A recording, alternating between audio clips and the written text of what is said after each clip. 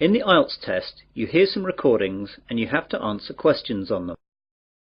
You have time to read the instructions and questions and check your work. All recordings are played only once. Now turn to Section 1. Section 1. You will hear a conversation between a man and a woman discussing the loss of a bag on board a plane. First, you have some time to look at questions 1 to 5.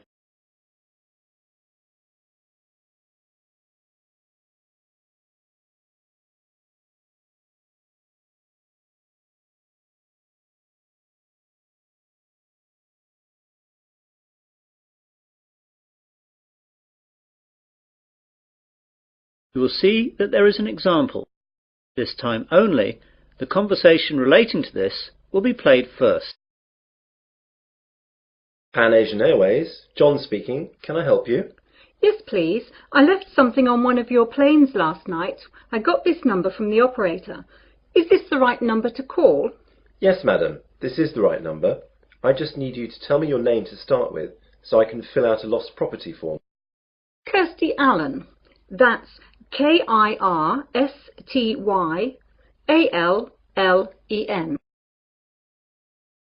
So, Kirsty is the correct answer. Now we begin. You should answer the questions as you listen, as the recording is not played twice. Listen carefully to the conversation and answer questions 1 to 5. Pan Asian Airways, John speaking. Can I help you? Yes, please. I left something on one of your planes last night. I got this number from the operator. Is this the right number to call? Yes, madam. This is the right number. I just need you to tell me your name to start with so I can fill out a lost property form. Kirsty Allen. That's Kirstyallen. Right, I've got that. Now, what happened last night? Well, I was on a flight last night from New York to London that landed at 12:30 a.m. We were delayed a while in New York, so that when we eventually landed, I was so tired that I accidentally left my handbag on the plane. Did you report this to anyone last night? No, I'm afraid not. I didn't notice until I got home, and then it was really too late to phone. Very well, madam. Let me take a few details for this form, and I'll see what I can do. OK, so the name was Kirsty Allen. And what's the address, please? 48 Wyndham Road, Richmond. The postcode? R16GH7. Good, I've got that. Now, your telephone number? Well, my home number is 020-8927-7651. And my mobile is 07754-897-432. I'm sorry, I didn't catch the second one. What was the mobile again? 07754-897-432. Thanks. Now, do you know the flight number of the plane you were on last night? Oh yes, hang on a second. I've got my boarding pass stub right here. The flight number was PA356. No, I'm sorry, PA365. That's it, 365. And does the boarding card stub say what seats you had? Oh yes, it was E6. And you said that it was New York to London Heathrow. Is that right? Yes, that's right.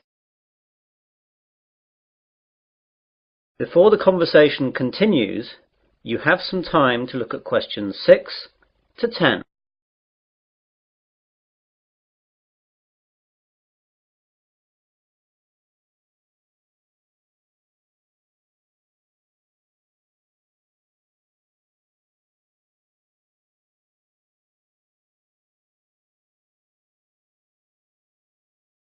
Now listen carefully and answer questions 6 to 10. OK then. Now, I have to take some details about the bag that you lost. It was a handbag, yes? That's right. Could you describe it to me? Well, I guess it just looks like any regular handbag. It's very dark red with black handles, and the catch on the top is gold-coloured. Does it have any distinguishing marks? Not really. It's quite new, you see, so I haven't scratched it or anything. It's got a brand name, but that's just inside the bag when you open it, under the catch. OK. Now, can you tell me what was inside the bag? Quite a few things, actually. Not my passport, of course, or I would never have got out of the airport. My purse is inside, and that's got about $200 and about £70 cash. There is also my credit card and some membership cards. Good. I'll just write that down.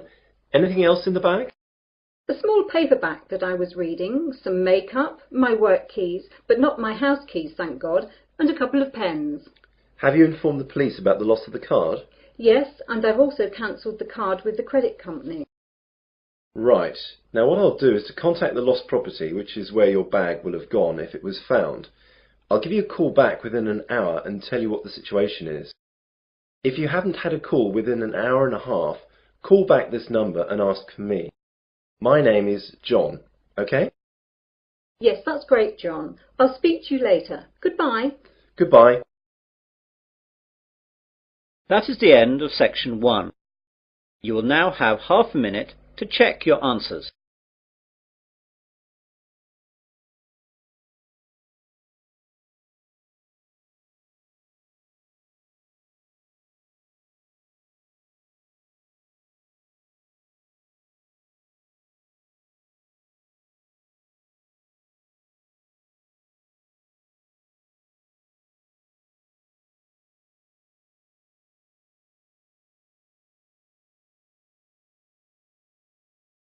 Now turn to section 2.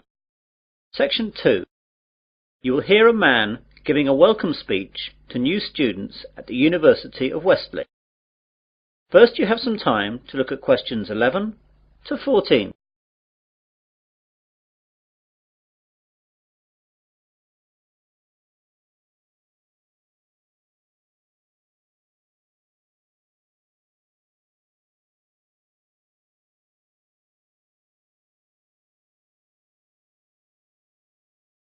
Now listen carefully to the welcome speech and answer questions 11 to 14. Hello and good afternoon. My name is John Walker and I'd like to welcome you new students to the University of Wesley.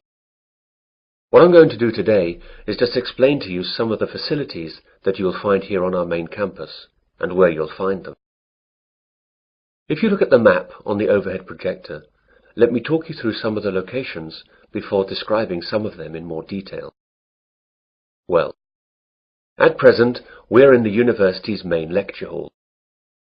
If you go out of the main front entrance, then you will see opposite across the car park the entrance for the focal point of a lot of university life for most students. This is, of course, the Students' Union. About 150 yards on the left of the Union, as you look at it from here, is another focal point for the students, though not as popular as the Union, the University Library. Behind the library is the main university refectory, where many students eat both lunch and dinner. On the other side of the Union is the college chapel, and behind that there is a small hall of residence. There are 3 other halls of residence behind the Students' Union. Behind the hall that we're in now is the sports hall and grounds, and either side of us are academic departments with lecturers' offices, lecture halls, and various labs. You'll find it all a bit confusing at first, but you'll get to know your way around fairly quickly. You now have some time to look at questions 15 to 20.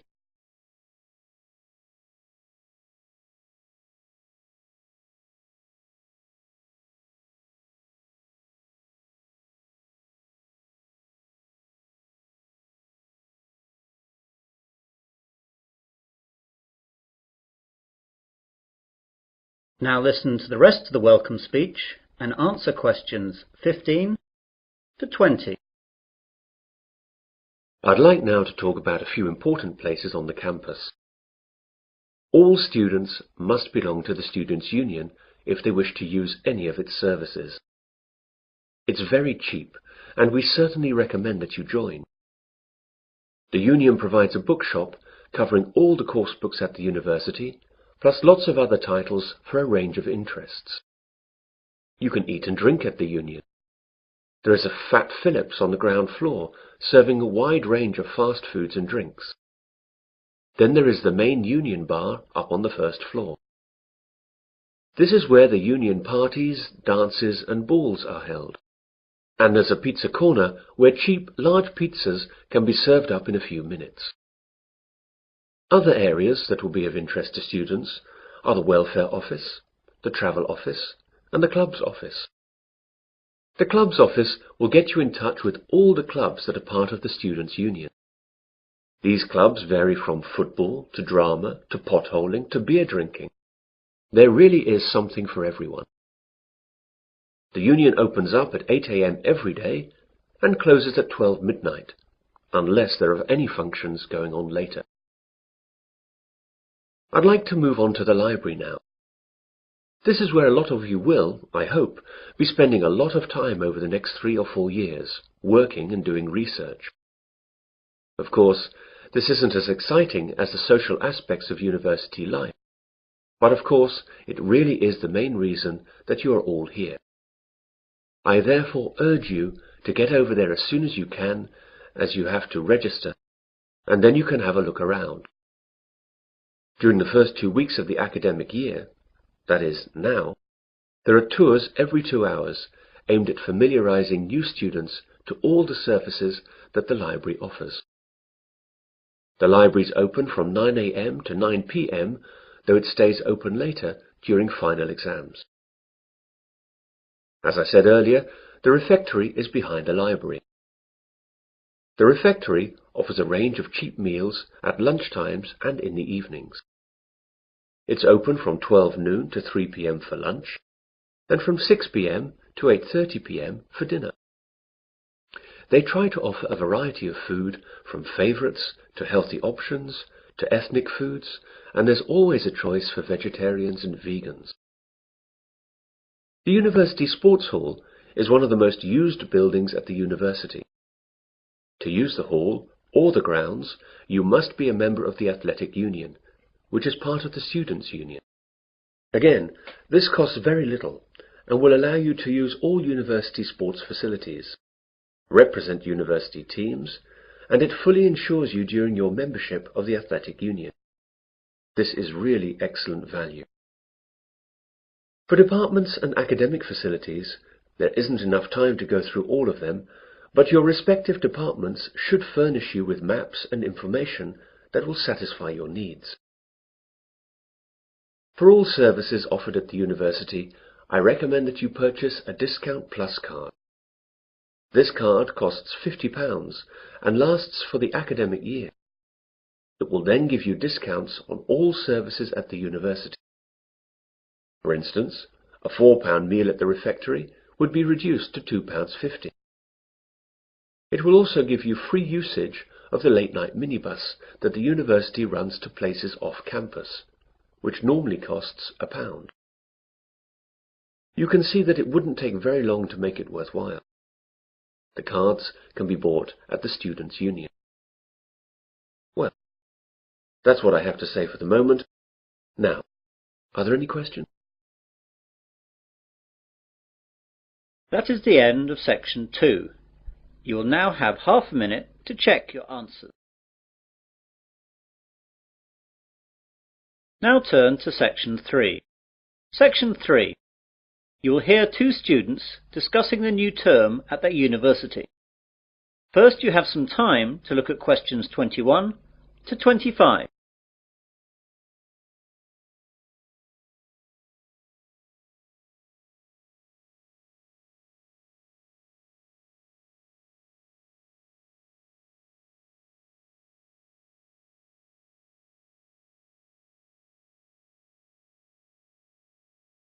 Now listen carefully and answer questions 21 to 25. Hey John, I didn't know you were here at university yet. When did you get here? Oh, just yesterday, Thursday.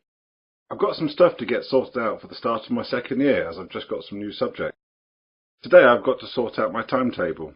It seems like I've got quite a lot to do this year. When did you get here?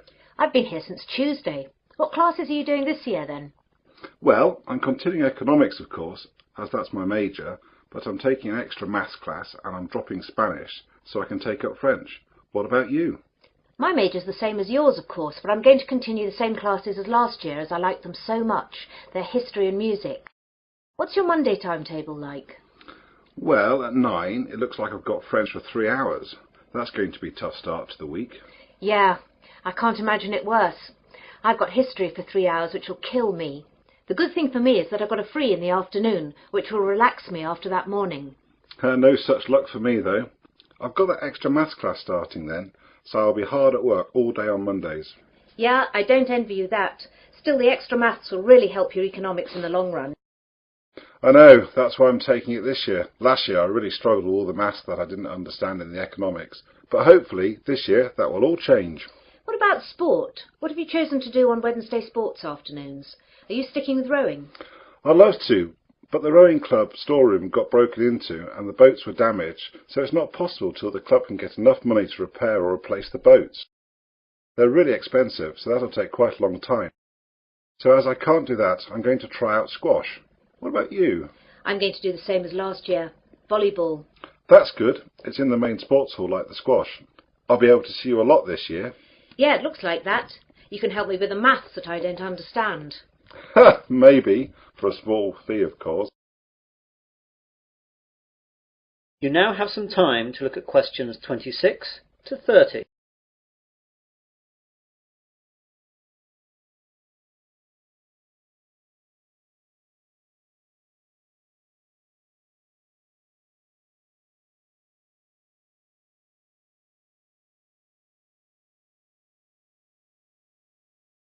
Now listen to the rest of the discussion and answer questions 26 to 30.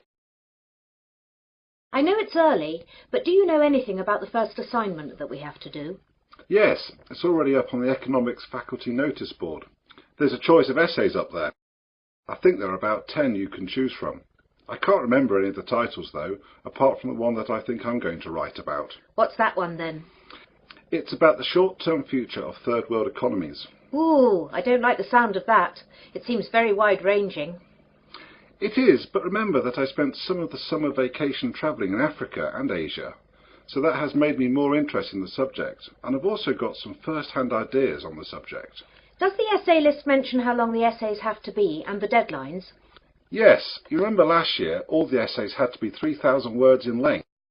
Well, that's gone up by 1,000 words. Oh no, they'll take ages.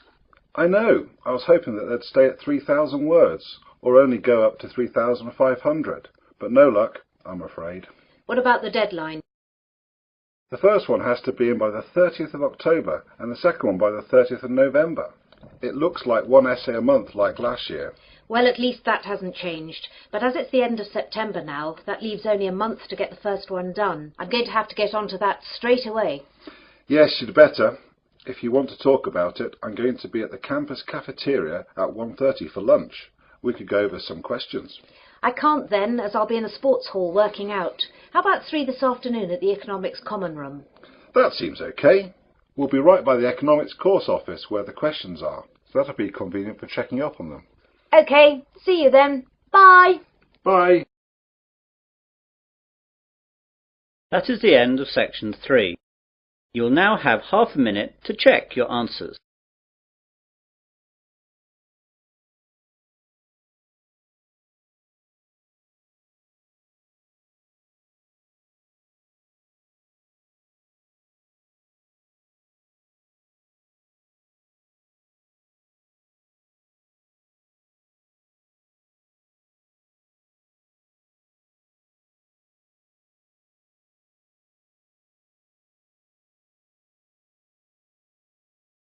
Now turn to section 4. Section 4. You will hear part of an environmental sciences lecture. First you have some time to look at questions 31 to 40.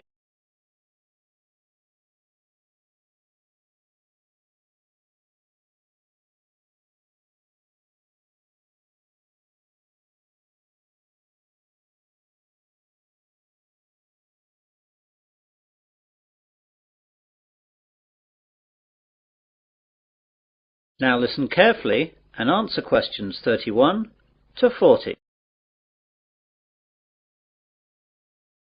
Good morning, everyone.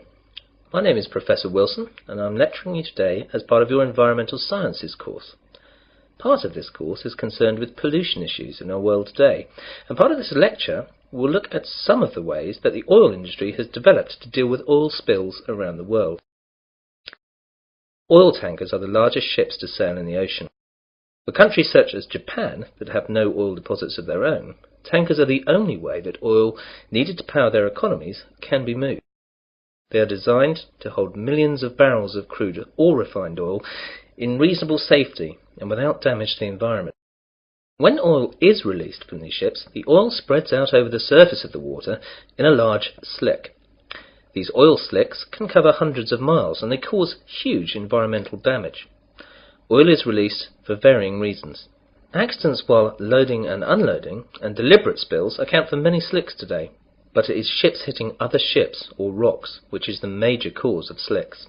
Because oil slicks are so damaging to the environment, numerous ways of containing them and cleaning them up have been developed. In previous years, slick cleaners would sometimes try to set fire to the slicks and burn them off, but that is rarely done nowadays because, surprisingly, nearly all oil slicks consist of compounds that aren't flammable. Combustibility comes after refining. The 4 ways of cleaning up oil spills that we'll look at today are as follows: the containment boom, chemical detergents, the sponge, bacteria. The containment boom is the most common method of cleaning up after an oil spill. Barriers are erected in the water and the oil is then sucked up. Basically, a containment boom is just a large float that surrounds and contains the slick. This method is cheap and straightforward, however only functions in very calm seas. Another method to clean slicks is to spray detergent solution from airplanes or boats directly onto the spill. Depending on the detergent, 2 things can happen. One possible result is that the oil can break up into clumps, which sink to the bottom of the ocean.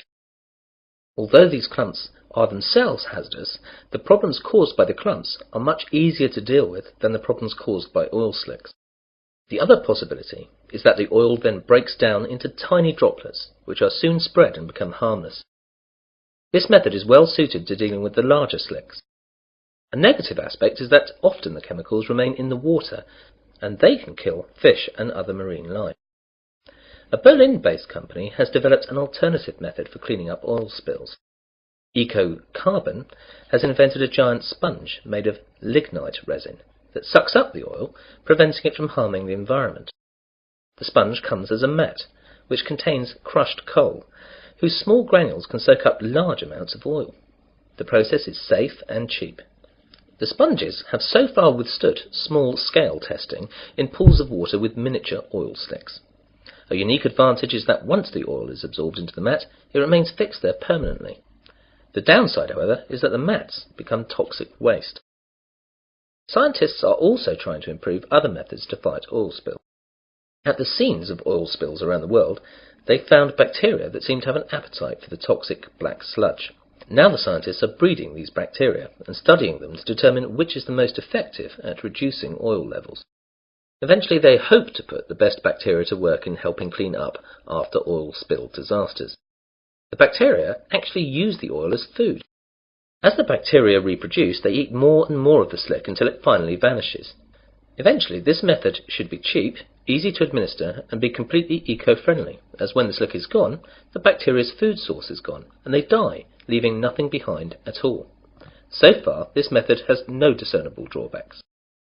Well, that's the end of the section of the lecture on cleaning up spills. This subject is an optional essay for your course. You'll find the reading lists and essay questions on the faculty notice boards along with a deadline for submission. If you choose it, seminars will be held at a later date.